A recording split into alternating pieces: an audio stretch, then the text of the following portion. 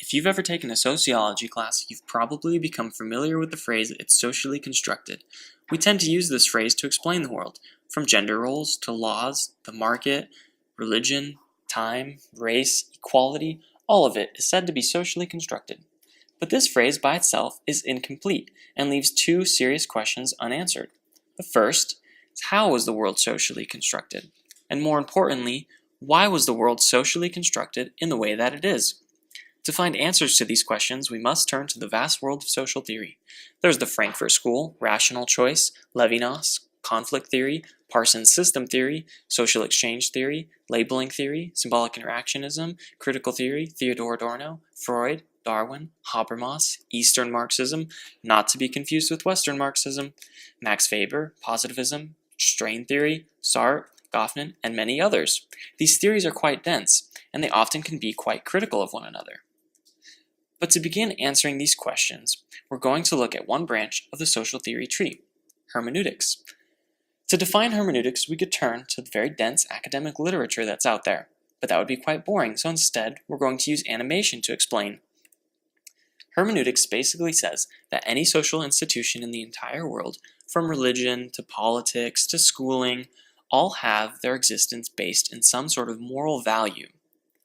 But is this truly the best way to explain the world? It's a difficult sell, especially for a society that's increasingly persuaded that life is all about having fun, not morals.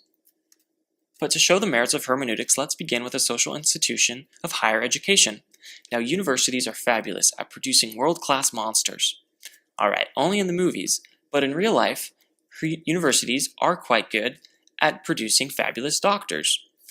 At this point, traditional sociologists, or positivist sociology, will stop and say, aha, this is the reason why we build social institutions. It's because they produce favorable outcomes for society.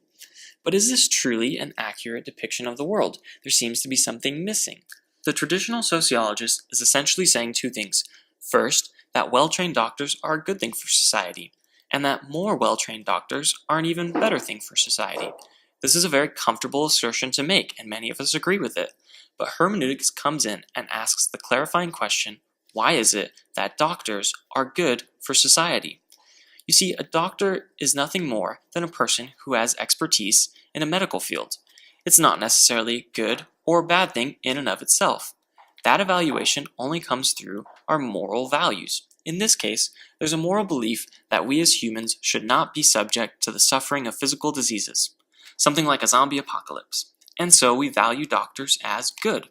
Hermeneutics provides us with a better understanding of how the world is socially constructed. Yes, institutions do produce very real and very consequential outcomes like doctors, but those outcomes are themselves meaningless. They can only be evaluated as good or bad for society in the context of our morals, and it is these morals that give justification to the institutions that we create. The same process can be repeated over and over again. Simply identify a social institution, identify any positive outcomes of those social institutions, and then ask yourself, why are those outcomes good for society? You will find that your answer necessarily takes you into a discussion of moral values, on which we have socially constructed the rest of our society.